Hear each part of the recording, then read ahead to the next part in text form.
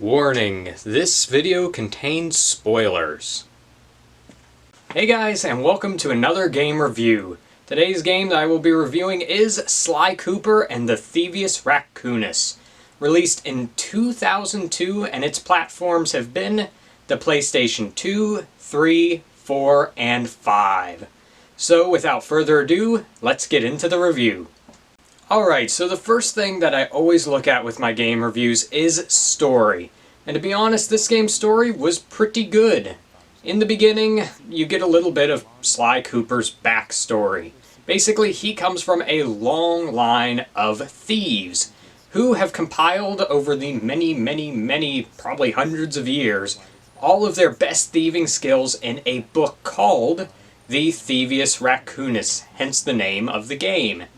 But one day, the Fiendish Five, a group of 5 villains, breaks into Sly Cooper's house, kills his parents, and steals the book, dividing its pages amongst themselves.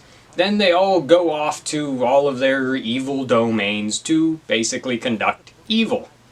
So Sly Cooper goes to an orphanage where he meets his 2 best friends, Murray, who is the driver of their band of thieves that they form, and the turtle.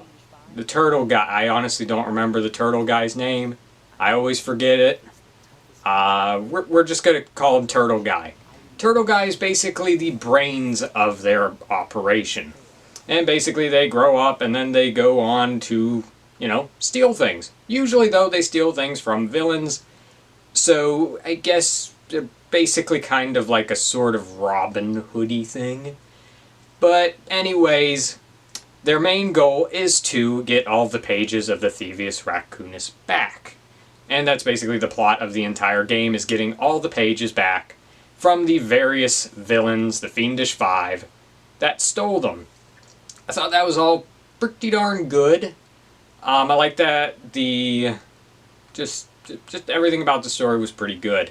The only thing that I thought they could have done a little bit better on was the villains' backstories. Whenever you enter each of the areas, each of the new areas, you will be given a little bit of the villain's backstory, basically why they became a villain. And I thought that was okay, but a few of them had basically the same exact backstory. Basically, as kids, they were picked on, so they became evil to seek revenge on the world. And I mean, that just felt like kind of a bit of a cop-out that multiple ones had the same story. The one in the villain in the swamp, I don't remember their name, Mugshot, and I believe there was a third one. They all had the same backstory, basically. I thought they could have been a little more creative there, but other than that, story was really great. And I'm going to have to give this game a score of 9 out of 10 for story. I thought the story was really good, almost perfect. Just a few little nitpicky things that could have been better. Next, I want to talk about graphics. And to be honest, there's not a lot to say here, because this game looked amazing. Honestly, I would have to say for 2002, I don't know if there was a game that looked better. The area design, the character design, even the boss design, which to me, in a game with bosses are very important, how they're designed visually, because they gotta be memorable, and these bosses were very memorable. Most notable had to be the final boss, Clockwork Owl. Clockwork Owl is one of the coolest looking things in any game I have ever played. For the PlayStation 2, and the PlayStation 2, a lot of people might not know this, but for Gen 6, not including the Sega Dreamcast, for Gen 6, if you're comparing between the PlayStation 2, the GameCube, and the original Xbox, the PlayStation 2 actually had the worst graphics. And this game looked better than most anything on any of those 3 consoles. It looked really, really good. So, I'm going to have to give this game, for graphics, a whopping 10 out of 10. Graphically, there was nothing wrong with this game. I also want to note, the cutscenes looked pretty cool. They were like a comic book style. Thought that was a really good idea, doing the comic book style cutscenes. All in all, just thought the game looked really, really good. Next up is gameplay, which in my opinion, and I think most people's opinions, gameplay is the most important part of any game. Because if the gameplay is not good, then nothing else really matters. And this gameplay was darn near perfect, honestly. From level design, I thought that like the platforming parts of the game and the enemies and stuff were all just really good. I thought the bosses were pretty fantastic, honestly. Like the final boss, that was just a very, very epic battle.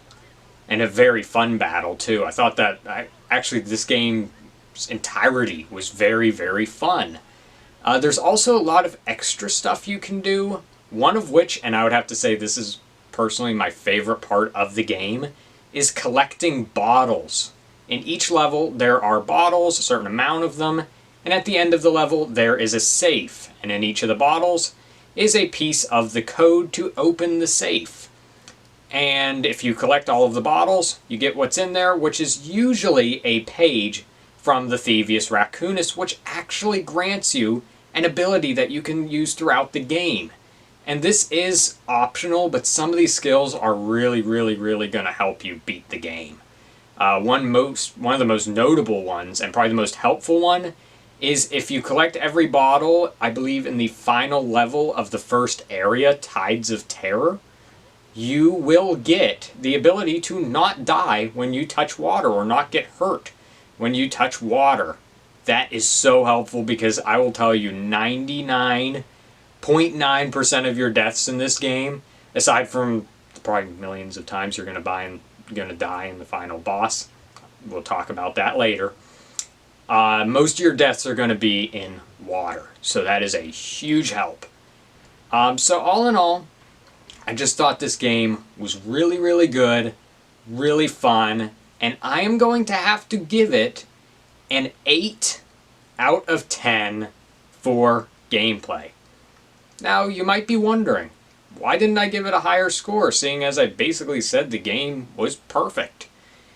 The reason is two things: difficulty and the playthrough length. And I'm going to talk about those right now. First thing I'm going to talk about is difficulty. All in all, this game was very easy. I thought the levels were easy. For the most part, finding all the bottles was pretty easy. There were a few levels that was tricky, but for the most part, easy. Most of the enemies were quite easy to just plain avoid. You didn't even have to fight them. But the bosses. Basically, all of the bosses were way harder than anything else in the game. Especially Clockwork Owl, the final boss.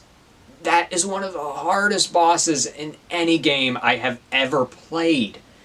I mean, I've beat some very, very hard bosses in my time, and that is easily, I want to say, top 5 hardest. Another thing that was very difficult was the boss in the swamp. I still don't remember the boss in the swamp's name. But basically you have to hit certain buttons, okay, like copy the buttons that they're hitting to avoid their attacks. And I don't know why, but I've run into so many problems with this boss. I'll click the button and it doesn't do anything. You know, so I don't know if I'm clicking them at the wrong time. I think I'm clicking them slightly at the wrong time. But it's like you just have to hit them so precisely that I just found that to be way harder than anything else in the game. But all in all, I thought that this game, taking the super hard parts into account and taking the super easy parts into account, I kind of have to, you know, kind of come up with an average. So I'm going to have to give this game a 7 out of 10 for difficulty. It was pretty hard, but as a whole, I thought the game was, I kind of want to say, average game difficulty. Now, playthrough time. This game, so normally I wouldn't, you know, hold a game's length against it, whether it's short or long. I won't hold that against it. That won't affect its score. But this was one case where I just had to consider that into the gameplay of this game, because I beat this game in 3.5 hours. I literally beat it in one day. One morning, I beat this game. It was just way too short. Now I will say on that playthrough, I wasn't collecting any of the bottles. I was just doing basically a bare minimum playthrough, just what I needed to do to beat the game. But even if you did want to collect the bottles, because I have done that before, it would only take me maybe 7.5, 8 hours total, so still pretty short. But for base game, 3.5 hours is way too short, in my opinion. It is finally the moment you have all been waiting for. It is time for this game's final score. And this game's final score is 8.4 out of 10. That is a great score. Definitely one of the best games I have reviewed thus far. And I would definitely recommend that anyone play this game if they can, because it's really fun, though it is a tad bit short. So thanks for watching, and make sure to sub, like, and comment below.